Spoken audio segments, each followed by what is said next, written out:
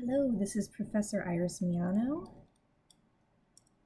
We are going to cover section 3.1 today. Only one section in our day 7 lecture because in regard to covering polynomial functions and models, there is so much to cover that we are just going to be tackling this one very super dense section. Lots of new terms to identify, new concepts. And so yeah, there's plenty in just this one section. Okay, so here we go. Polynomial functions. Here, as you can see in the first part of the lecture notes, is a super generic polynomial function called f of x. You will notice that it has n number of terms, and well, n plus 1 technically number of terms because of the constant term there. And there are several different components to each term, and so we want to be able to identify them using the following bolded terms that I have here. So let's color code these things as well. So starting with identifying coefficients, we're going to underline each coefficient with a blue line. Now, a coefficient is the numerical part of a term. So in this generic general form, that'll be your a sub n minus 1, which will be, the n minus first coefficient, and then there are some terms in between, and then we're going to the second to the last term whose coefficient is a sub 1, and then a sub 0, which is technically also called the constant term, which we'll define in a second. It's technically considered a coefficient as well for the 0th degree term, okay? Now, the leading term is going to be like you would think it's defined. That's going to be the very first and highest degree term. And the degree is signified by the exponent on the variable part, okay? So that's the leading term. The leading coefficient, let's do that in another color here. And I'll go ahead and circle that one as well. That is the coefficient on the leading term, okay?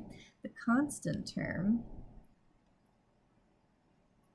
is, like I said before, that's the 0th degree term, or just the term that's just a numerical part, no variable part technically.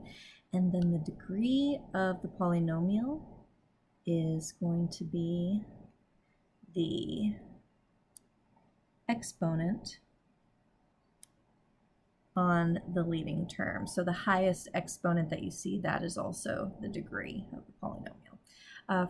Furthermore, I want to highlight that the leading coefficient cannot be 0. I feel like that's stated in the book. Perhaps it's terribly obvious why that would be, because if the leading coefficient was 0, then that means that the leading term would actually not be there at all, right? It would just be totally zeroed out. Okay, so those are all the components, and we went ahead and defined each and every one so that hopefully everybody is on the same page when we talk about these things in general, especially in class time. Please note, so I'm on the note now, that the polynomial, this generic one, general form, is in standard form. And what that means is that the order of the terms is from highest degree all the way to lowest degree. If your polynomial has a constant term, then the lowest degree term is going to be that constant term all the way on the back. Okay, so we already know to some extent what polynomial functions look like graphically. Like we talked about square or cubic and quadratic functions already, but now we're going to get into higher degree polynomial functions, and so they're going to be pretty squiggly in general, but the technical terms for this is to say that they are smooth and continuous. So what are the terms smooth and continuous really meaning here?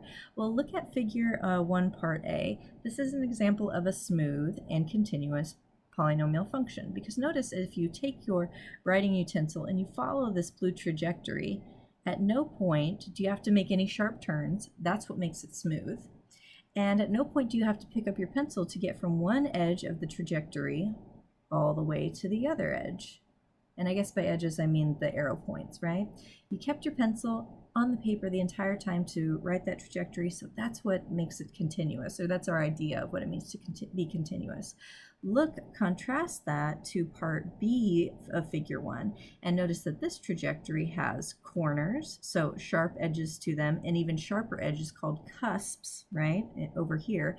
And then there's also a gap in which you are having an edge of your trajectory here, in which this point is not part of the trajectory, but holding in the edge of it, and then you have to lift up your pencil in order to continue the trajectory here at this point, and then also finding a hole, so you kind of hop over the hole and then continue until you get to that arrow point. Those holes and gap items make the this particular function not continuous, and the fact that we have corners and cusps makes it not smooth. So we won't be seeing stuff like this today, okay? That'll be a discussion for another day, seeing things like this. We're going to be focusing on things that look more or less like the figure in part A of figure 1. So certainly, as we saw, and I'll scroll back up here, in the general form, the standard form of a polynomial function, they could have lots of terms, right? n+1 terms, as we saw in that first general form. Or they could just have one term, and these are known as power functions. And power functions are very important for us to discuss in and of themselves. They have certain features associated with even collective power functions and odd collective power functions. We'll take a close look at this in figure 2, but also power functions help us talk about end behavior in similar multi-term polynomial functions when we're trying to analyze them for the purposes of graphing them.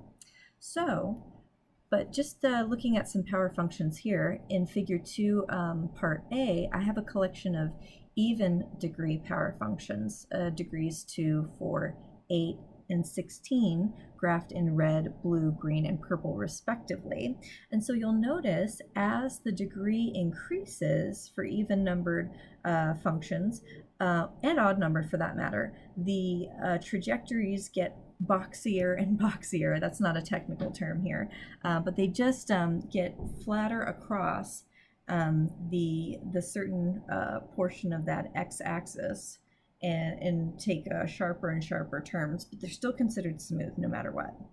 And that also is indicative of odd-numbered, odd-degreed power functions as well. You'll notice that the red is the smoothest trajectory. That's your cubic function that we've already been introduced to. But then as you go into degrees 5, 9, and 17, up and up and up, the trajectories get to be a bit boxier, okay? So there are certain features of even degreed polynomial functions and odd degreed polynomial functions. And I have them, I just kind of lifted them straight from your textbook. I'll go ahead and zoom out a little bit so I can have the figure and these properties on the same page at the same time, so we could have a little bit of a discussion with the visual. Oops, hold on. Let me figure out where I want to go with this. There we go. Just want to have the figures and these properties all together at the same time. So just focusing on positive even integer degrees, right? So that's f of x, power functions of the form that has an even integer exponent. So that's these are 4 such individual examples of those. Notice that it's even, so that means it's symmetric in regard to the y-axis. That's certainly true of the collection of trajectories that we see here. The domain is the set of all real numbers. The range is a set of non-negative real numbers. Sure, that's also true of all these here. And the graph always contains the points -1, 0, 0, and 1, 1. And you may be wondering to yourself, all even integered power functions, all even degreed ones? Yes, that's true. So just with these 4 individual examples graphed on the same set of axes, you can see, and I'll make this color super bright green, okay? You could see that these points are indicative, right, of all 4 different colored trajectories. That's negative 1, 1, 0, and 1, 1. Okay, so number 3 in the properties list. And then what else does it say? As the exponent of n increases in magnitude, the graph is steeper, right? That's what I mean when I say that the graphs get boxier as the degrees get higher and higher for these even functions. Okay, so for these power functions that are odd, now we have a similar collection of facts that are true for all of these odd power functions. They are symmetric with respect to the origin. Yep, that's definitely true. So that means if you were to spin any of these trajectories by 180 degrees, you would get that trajectory lying in the same exact position that it originally was, something we've talked about already. The domain and the range are the set of all real numbers. That's true for all of these. The graphs always contain those 3 points. So also, I'm still in this bright green color. I'll go ahead and plot on top this negative 1, which is right here, 0, 0, and 1, 1. Yep, you can see that those 3 points are on all 4 trajectories that are plotted on top of this same set of axes, okay? X to the 3rd, x to the 5th, x to the 9th, x to the 17th, x to the 101th power. If I had, plotted that here, it too would go through those 3 points. And then of course, number 4 right here is just saying, yes, it gets boxier as the number on the exponent gets larger and larger. Okay, so that being said, let's go ahead and zoom back in. And let's continue. So you'll notice that as we get deeper into the practice here, that these polynomial functions, the trajectories can cross the x-axis. They always cross the y-axis at some point. And they can touch the x-axis as well. So the blanks for these 2 blanks here is saying that at any time the trajectory of the graph of a polynomial crosses or touches the x-axis, results in a real 0 for the polynomial function. That is to say that it's possible for a polynomial function to have imaginary zeros. That's a discussion for another time. We are going to concern ourselves in this particular section with just focusing on real zeros. I'm going to show you an example in which imaginary zeros come up, but that's not something that we can graph. The fact that they are imaginary means that they are not existing in the real plane, so we won't be able to have any mechanism for visualizing these imaginary zeros in the real plane.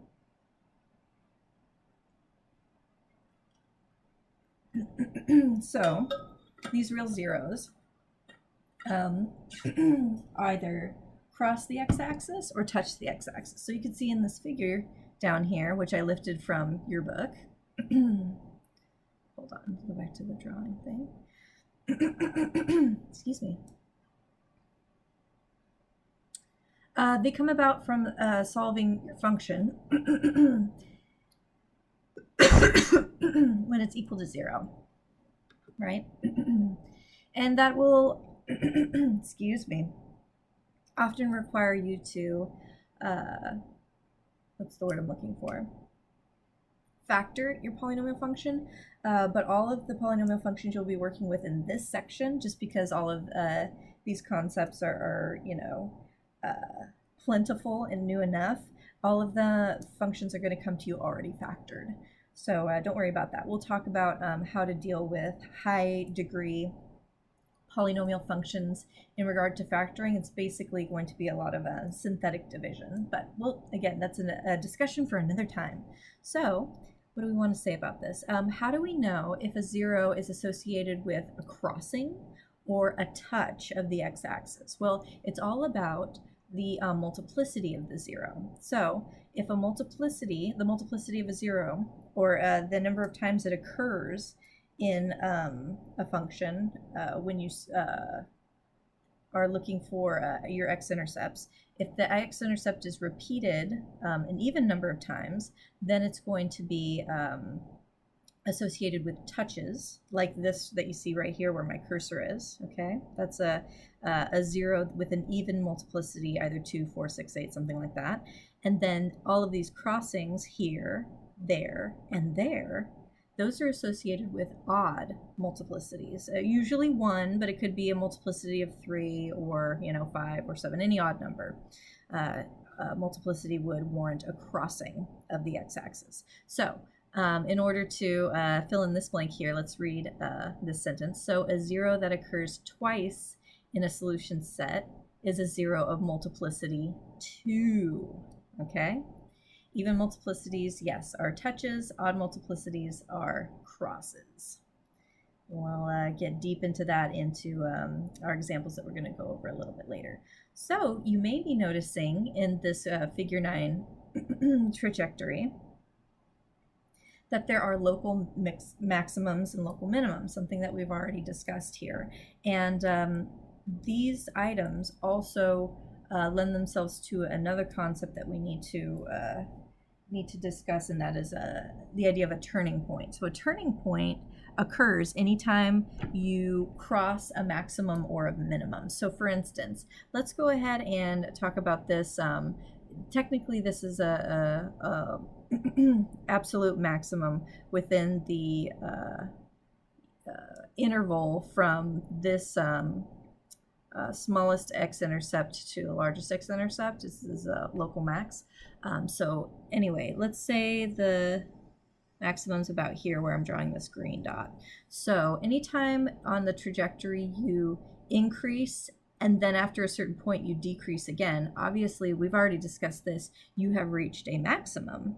Well, it's also a place in which you are having a turning point, okay? So local maximums are turning points. Local minimums in the same regard, so here's a local minimum, that's also a turning point because you're turning from decreasing and then after that minimum you increase again. Here is a local maximum, and again we are increasing, and then after we cross the maximum we're decreasing, so that's another turning point. And then lastly, on this local minimum, we are having our very last turning point. And then from there, since we have an arrow point pointing in this direction, we're going to talk about going off to infinity in the positive direction, or being unbounded in the positive direction. Then we're just assuming that this trajectory is going to continue to go up and up and up and up forever and ever and ever.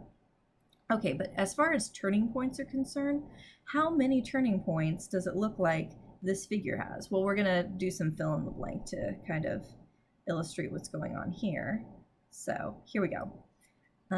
Turns out that there's a relationship between the degree of a polynomial function and the number of turning points that it has. So if the polynomial function is of degree n, is what we see here, then it can have at most n minus 1 turning points. Okay, so let's go ahead and look at figure 9 very critically and answer the next two questions that are, fill in the blank, okay? So looking at figure 9 above, how many turning points does it have? Okay, so any turning point is going to be associated with the local maximums and local min. So really, you can count the total maximums and minimums that you have on your entire trajectory.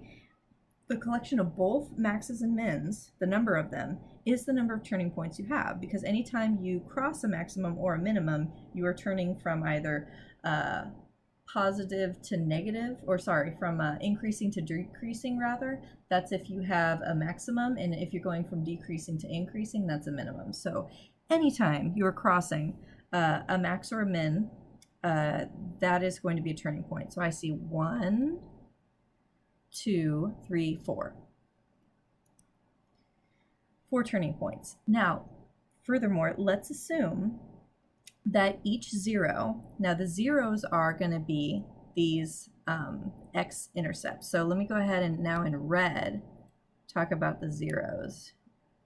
All right, and one of the maxes was also a 0. So there's 4 zeros, right? So assuming that the minimum possible multiplicities are occurring for each 0, what do you suppose is the degree of the polynomial function in figure R? Well, look at what types of x-intercepts we have. We have a cross here, so that's if the minimum possible multiplicity of this cross is 1, right? Because it has to have an odd multiplicity. So let's assume this crossing has multiplicity 1, this crossing has multiplicity 1, this one's a touch, and so the minimum possible multiplicity at this touch is 2, okay? So that one has a 2 multiplicity, and so this last cross has a 1. So let's add up all of those minimum possible multiplicities. That's 1, 2, 1, and 1. What's the sum of all that? That'll be 4. So that means that the degree of this polynomial function would be 5, okay? Again, because this multiplicity, the minimum possible multiplicity for this x-intercept was 1, because it's a cross, 1 for that cross, 2 for this touch, and 1 for this cross. So that sums to 5. Okay, so hopefully that makes sense to everybody. And we could do other examples later on if you decide you'd like to have more conversation there. Now, let's go ahead and switch gears to this last collection of ideas associated with end behavior and limits. Okay, so we want to be able to have a qualitative idea of what the ends of our polynomial functions are doing. What is their behavior? Are they going off to infinity in the positive direction, infinity in the negative direction? And we can determine this by looking at the power function, it turns out. Okay, so let me go ahead and just read over what I've written here and see if there's anything that I want to highlight. Yes, so a polynomial function's end behavior is going to be very much linked to its power function. If you recall, the power function counterpart to any particular polynomial function that has multiple any polynomial by definition has multiple terms, poly meaning many. So if we reduce the idea of the function to just its power function, i.e. its leading term, then we could look at what we know about the power function in regard to its ends, like does it go off to positive infinity in both the negative and positive direction for x? Does it go to positive infinity for one side and negative infinity the other? You know, we can discern these things from the power function, the reduced version of any particular polynomial function, and translate it over to the original polynomial function. It gives us information about being able to plot it, okay? So as far as limits are concerned, we are going to start this discussion now, but this is going to get this idea is going to get more and more fleshed out. More meat is coming to you in the regard to talking about limits, certainly than what we talk about today. All I want to say with this general format that you see right here that I'm hovering over with my cursor is that whatever the limit is of your polynomial function, you can just focus on that leading term or the power function version of your polynomial function, and that will have the very same limit as x approaches either positive infinity or negative infinity, okay? So these will be exactly the same end behavior, okay?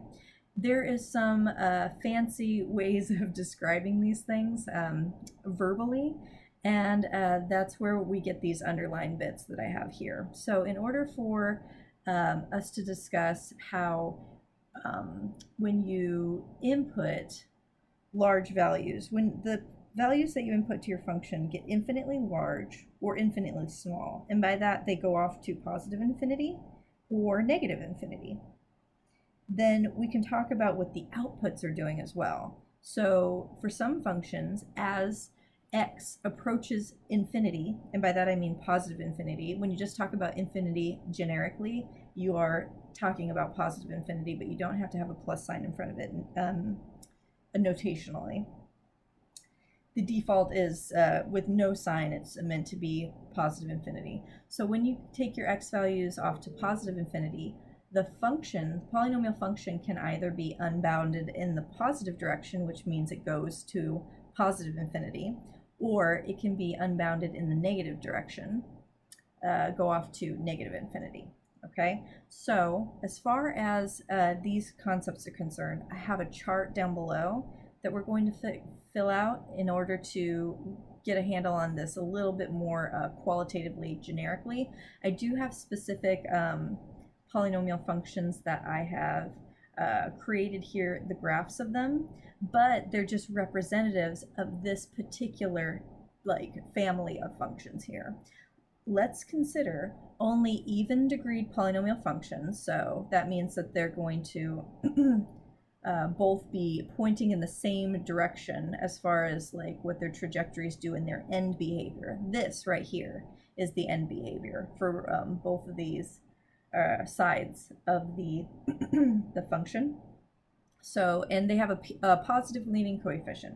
So this trajectory, I didn't give the actual function for it, but it's the only things you need to know about it is that the degree of the polynomial function is even, so the degree is either 2, 4, 6, 8, right? Something like that. And the leading coefficient is positive, okay? So it's akin to an upward facing parabola, right? But it's far more complex to that, and the degree is not necessarily just 2, but could be 4, 6, 8, any even number. Okay, so take a look, and we'll do this in red so it kind of matches the trajectory that's already there. Take a look at what's happening with the trajectory that's going off of the grid, basically. In what direction is it pointing? Well, as the x values get larger and larger, we're moving on our trajectory, right, to the right, okay? So here's me having my cursor follow the trajectory, and in which direction are we going? Well, we're pointing upward.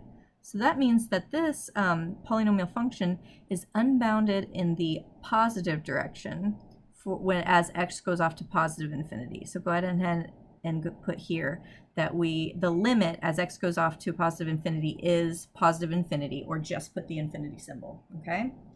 Now, what's happening as x goes off to negative infinity? So as x gets infinitely smaller, or large in the negative sense, there can be some confusion about talking about going off to negative infinity and how it can be described, but it's getting infinitely small. So what's happening to the trajectory though? Well, it is becoming unbounded again in the positive direction. So it's still going off to positive infinity as the function's output, while the function's input is going off to negative infinity. So that'll be negative infinity. Oh, sorry, positive infinity. LOL. Let's get rid of that negative sign. It's pointing upward, so that means it's going off to infinity. Sorry for the confusion there. Okay. Hopefully that makes sense, though. If it's pointing, the trajectory is pointing up, then it's going, the limit is going off to positive infinity. And so that's happening whether x is getting infinitely large, so movement to the right, or x is getting infinitely small, movement to the left. Okay, let's do this for the 3 other scenarios. Let's go to an odd degree polynomial. So if we wanted to go super basic with it, think of f of x equals x to the 3rd power. That would be the most basic version of this. I have a much more complex trajectory graphed here, just to spice it up a little bit. But it has the same basic end behavior here, okay? So the limit as x goes off to infinity, so we're talking about, you can start from the origin in your scan and just say, okay, look at the trajectory as x gets large. So movement to the right from the origin, what's happening? Well, the trajectory is going, off to positive infinity. It is unbounded in the positive direction. What happens if you, starting at the origin, follow your trajectory as it goes off to negative infinity? Well, it's going to point downward, which is going to be unbounded in the negative direction. So this one's actually going off to negative infinity as x goes to negative infinity. The function's output is going to negative infinity, so that's its limit. Okay, cool.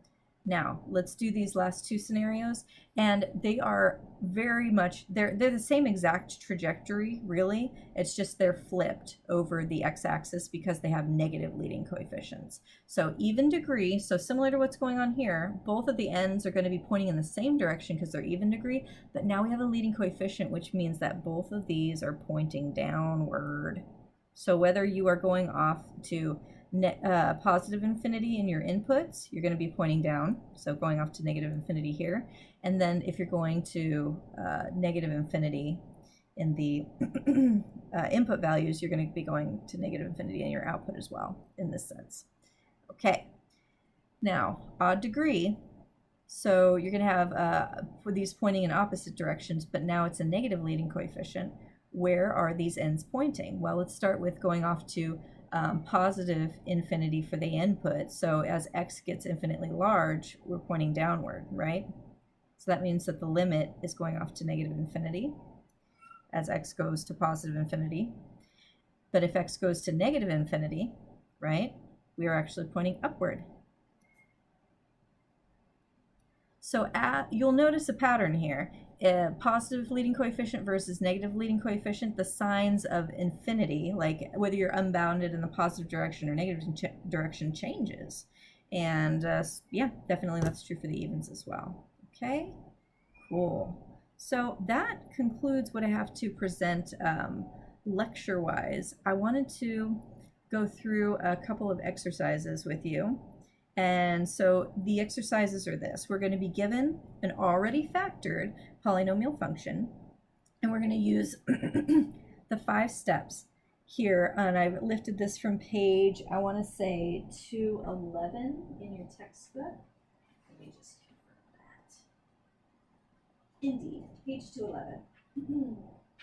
This is the 5-step process to analyze the graph of a polynomial function, and we use these 5 steps in order to eventually graph it. So here is our first example.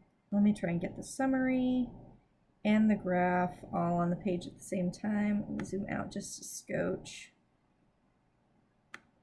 Okay, that'll do it. Great. So you will notice that we have an already factored polynomial function. So in order to determine the end behavior of the graph of the function, we need to think about what the degree of this function is. And it's not as easy as just looking at the function right off the bat, because this function is not in standard form. We do not have just a series of terms in order, of descending degree. We have to actually at least do a little bit of mental math to multiply all of the x's together to determine what the degree is. So the degree here is going to be, well, there's one x there, there's 2 factors of x here, and then there's another one here. Add up all of those exponents and you'll get 4, right? There's actually 4 factors of x total in this product that consists of this function. So your end behavior, so this is step 1. What color do I want? I actually want this beautiful magenta color. So step 1 is the end behavior. So the power function, we'll also call it f of x, or you can call it g of x, I don't care, is going to be if you were to multiply all this out, right, and just take the leading term, it would be 5x to the 4th power. So that is our end behavior. It does exactly what this does. So you'll notice that this is an even function. And so therefore, the limit as x approaches infinity for this f of x, whether you're talking about the original function or the power function that I'm just going to be focusing on, because of the degree of this, the power function, it's going to be going off to infinity. And so will it happen to do as x approaches negative infinity as well. Cool. All right, so that's just something to note in regard to step 1. We have a fair idea of what the end behavior is. So I'll erase this as far as my figure is concerned, but it's like basically as we go off to negative infinity, I know that the trajectory is going to point up in this way. And as we go into positive infinity, it's also going to point up. Okay, cool. So for now, I'm going to go ahead and erase that, but I'll just keep that in mind. All right, so what else? What's step 2 dictate? Step 2 says to find the x and the y intercepts of the graph of the function. Okay, so let me give myself a little bit more room. Here's step 2. Oops. So the y-intercept, because we have this extra factor of x out in front, the y-intercept is actually just happening at 0. Okay, because that x is going to multiply all the way through. When I plug in a 0 for x, it's going to zero out everything in that function. The x-intercept is a little bit more interesting, and we can use the fact that this is already factored to our advantage. So the x-intercepts, I'll just go ahead and label them here, are going to be, well, when will this equal 0? So it's kind of like we're just entertaining this little bit right here. 0 equals 5x times x squared minus 4, x plus 3. True. So this has to equal an x, or a 0, excuse me. This has to equal 0, which will be happening if you factor this. It'll be at negative and positive 2. And when will this be 0? Well, it'll be 0 at negative 3. So therefore, these 1, 2, 3, 4 items represent our x-intercepts. 0. Or let me actually put them in order from smallest to largest. So that'll be negative 3, negative 2, 0, and 2. Great. So that was step 2, x and y intercepts. Let's take a look at step 3. Determine the zeros of the function. Now the zeros are the x-intercepts, so done. But we also have to figure out their multiplicity, okay? And that's going to tell you whether they are touches in the graph or if they are crossings. Yep, there we go. So 3. Zeros. So that's these guys. So I'll list them as zeros. Negative 3, negative 2, 0, and 2. Now looking at the structure of the original function, we can get a handle on this.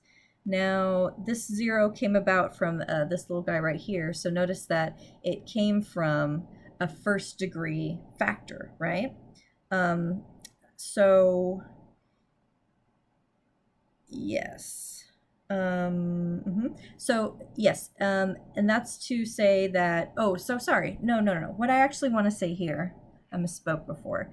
It's not that it comes from first degree factor. It's that it only occurs once, right? We don't have 2 x-intercepts of 0. I know we have a y-intercept of 0, that's true, but we only have one x-intercept that's 0. We only have one x-intercept that's negative 2 and negative 3 and 2. So that means each of these individual zeros, by virtue of only occurring once in the list, they are all multiplicity 1.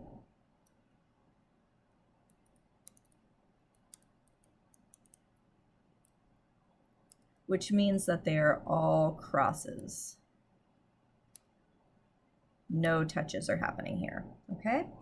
Cool. Now we'll want to be careful with this x squared minus 4. Now you'll notice that that's giving you 2 distinct zeros there. If it was x minus 4 quantity squared, then that would be giving you 2 x-intercepts and therefore zeros at positive 4, and then that positive 4, 0 would have a multiplicity of 2, but that's not what's happening here. So I'll just say off to the side, careful, x squared minus 4, right, is not the same as x minus 4 quantity squared, because this would warrant a multiplicity of 2 on a 0 of 4, whereas this has multiplicity of 1 on 2 distinct zeros of 2 and negative 2. I'm sure no one was confused on that, but just in case, I wanted to make that note. Now, that's step 3 is finished. We have all of our zeros with their multiplicities. Step 4, determine the maximum number of turning points. Now, if you recall, the maximum number of turning points was 1 less than the degree. And what's the degree of this function? The degree of this function is 4. So that means the maximum number of turning points is 3. I'll go ahead and note that here. Here is step 4. Degree is 4. So max number of turning points is 3. Okay, so we'll keep that in mind when we put all this information together in order to graph it, which we are now ready to do, because step 5 says use the information, steps 1 through 4, to draw a complete graph of the function. Okay, so let's do that. Let me go ahead and just take a look at all of this information and the coordinate plane that I'm going to be using. Great. So the first thing that we might do here is to graph the probably use the step 2 information first. So I already have that kind of ready to go, so I'm just going to delete this right here and show you all of the different points. Oh, no, I had another thing that I was going to do. Hold on. Let me go ahead and do a little bit more work here, because there is some more information that we can get from this function that's going to help us draw it. Okay. So anytime you have these x-intercepts, right, these zeros, there's going to be crossings, as we determined by the multiplicity. And so we want to know, when we know that we have 2 crossings in a row, we know that if we're starting above the x-axis and we cross, we're going to be below the x-axis, and then we have to cross again a little bit later on. So for instance, think about -3 and -2. Then we know that we're going to have some kind of either minimum or maximum occurring between those 2 crossings. So it might be nice if we got a couple more points that we know have to be on the function. So what I have done, and I've kind of already done the work for this, and this is part of step 5 here, is that I'm going to give myself a few extra points. So I'm going to figure out the function's output at a few different particular inputs that are carefully chosen. Okay, I think I have 1, 2, 3, 4, 5 that I've chosen to calculate, and they are the following.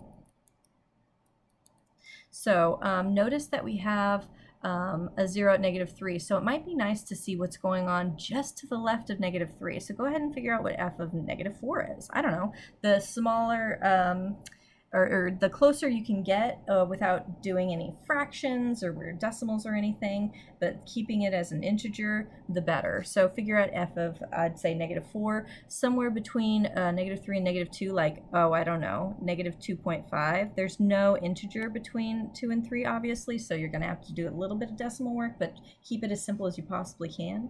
And then pick a number between -2 and 0. I would try for -1. And then between 0 and 2, go for 1, and then something beyond 2, so go for 3, right? So you're going to want to figure out the ordered pairs for, like I said, various points on the extreme, like, not the extremes, to the left or to the right of your most extreme zeros, your smallest one and your largest one, respectively. And then also 1 point in between all the zeros. If you do that, and I went ahead and pre-calculated these, so just follow along with me and trust that the function's output at -4 is 240. Yeah, so that's going to be well beyond what we have available inside of our coordinate plane, but you know, we didn't know that ahead of time. It's good just to take a look at this. Now this one's actually going to be an approximation of about -14.1. This is when the input's -1, the output's 30, exactly 30. When the input is 1, the output is -60. And when the input is 3, the output is 450. Okay, so here we go. So this is what was meant in part 5 when they say find additional points on the graph. Yeah, sorry, I was about to try and skip that. accidentally. Sorry about that. So yeah, there's not going to be enough room for me to show you these points and also the graph. But just take into account these points, as many of them as you can graph. Now, please note that f of -4 and f of 3 are so large that they won't be able to graph. So graph these 3 other points instead. And then your x-intercepts and your y-intercept. Graph them all at the same time. And you'll notice that you have this. That's what I was trying to get to there, okay? Cool, cool, cool. So here are all the points, and you can more or less see kind of how they might connect together. Notice the way that my cursor is traveling through those points. But you want to be knowing this stuff for sure, okay? So we already determined by the end behavior in step 1 that we were going to have our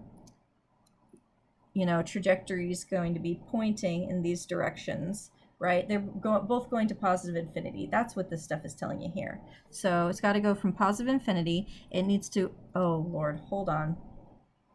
Whoa, whoa, whoa, whoa. Just a second, guys.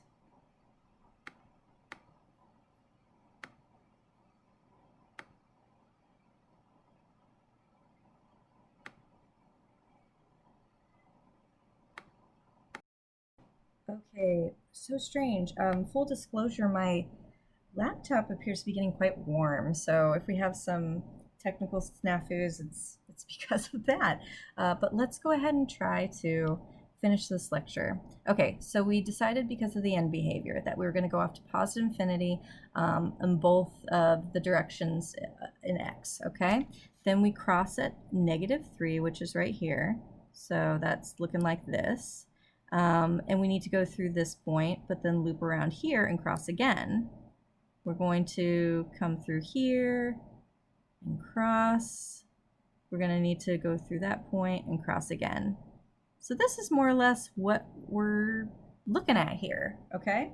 And but I'm going to go ahead and erase all of this and show you what the smooth actually graphed curve looks like. And you're going to see that it's pretty much exactly like this, only a lot smoother and prettier. So let me just erase some of these little bits here that I've drawn and show you what the actual like legit graphic looks like here. Okay, so let me select now this, and there we go. So yeah, it looked very, very similar to what we were getting at with just our analysis. So see how powerful it is to put all of these pieces of information together. We have a lot of power with this knowledge, okay? Cool, so that's one example. I want to go through this entire process with another example, and then I will turn you loose on this 3.1 section, okay? So here we go. Let's try our best to get through this without things overheating and shutting down. So we have the same series of steps. I have them here again for us to reference, and and here we go. We have a different function.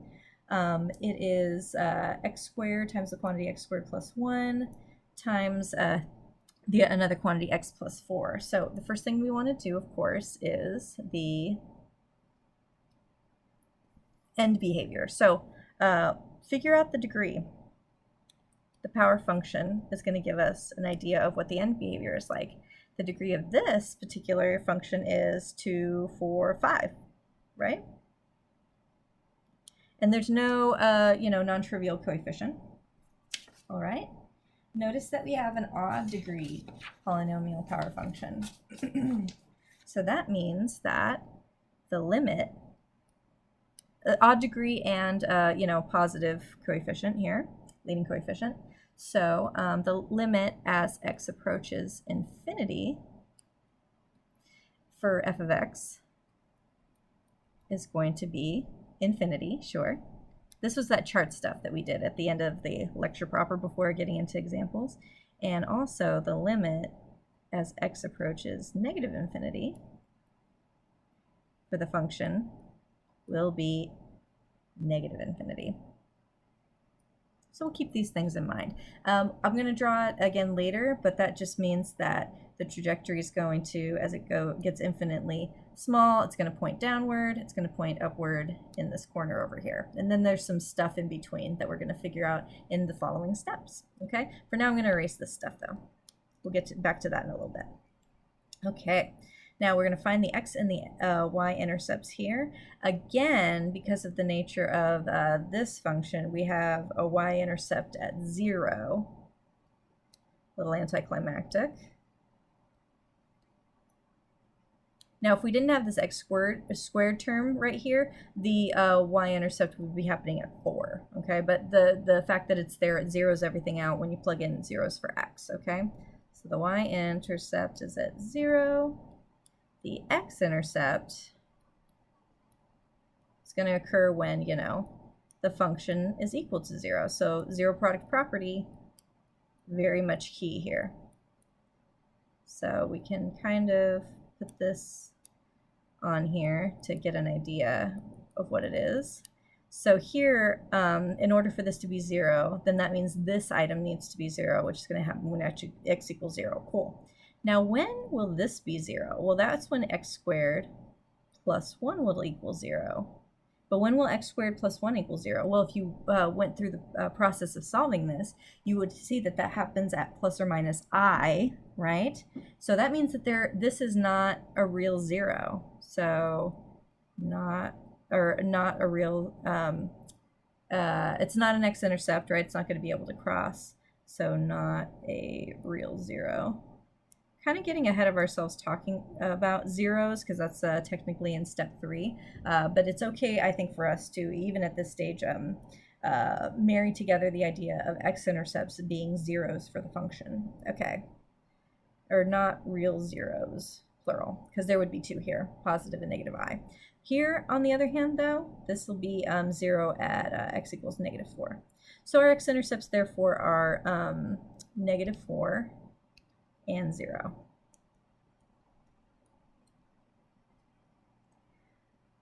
Okay, so now is the time that we need to talk about multiplicity and to also formally categorize our x-intercepts as zeros. So zeros of negative 4 and 0. So negative 4 has a multiplicity of 1. It only occurs once. Now this one technically occurs twice, right? Because there's actually 2 separate factors of x. So this one has multiplicity 1. That's supposed to be multiplicity 1. And this one has multiplicity of 2.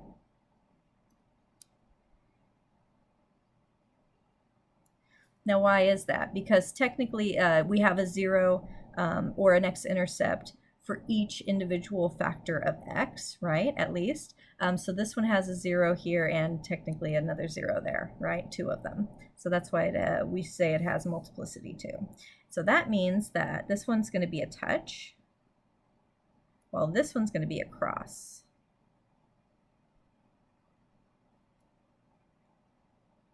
Cool. Now, what was step 4 again? Determine the maximum number of turning points. We marry that idea with the degree. So what's the degree of this polynomial function? It is degree 5. So the max number of turning points would be 4, 1 less.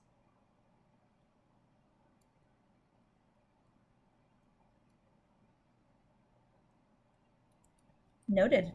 Okay, let's get ourselves, via step 5, a couple more points in order to graph, and then we'll be in business figuring out what the trajectory looks like. So we have x-intercepts, negative 4 and 0, okay. So let's go the function's value at negative 5, so something, you know, to the left of negative 4, which will give you an output of, you can trust me on this, negative 650. You can use a calculator in order to determine this. I don't mind, of course. Scientific calculator will get you there. Let's do some point between negative 4 and 0. And you know what? There's kind of a fair amount of space between negative 4 and 0. So when that's the case, you might opt for multiple points between 2 relatively far apart zeros. So I'm going to go ahead and give myself the output at -3 and -2. This is a stylistic choice, okay?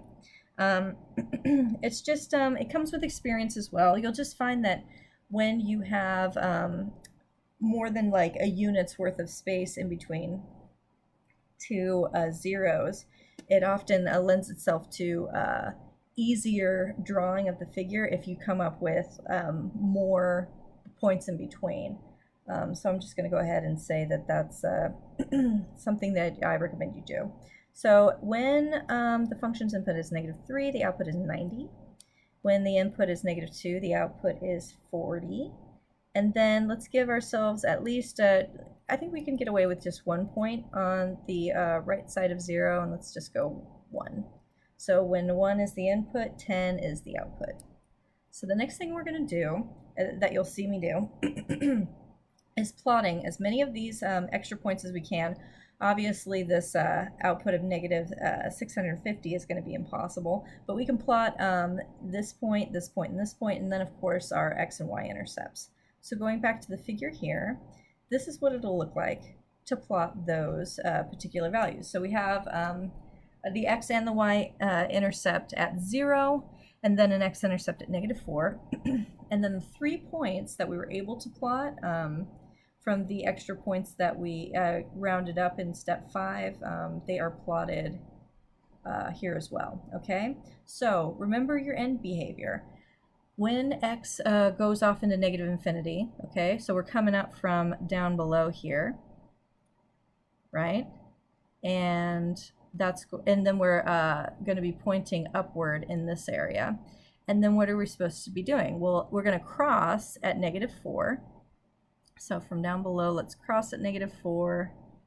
And then we have,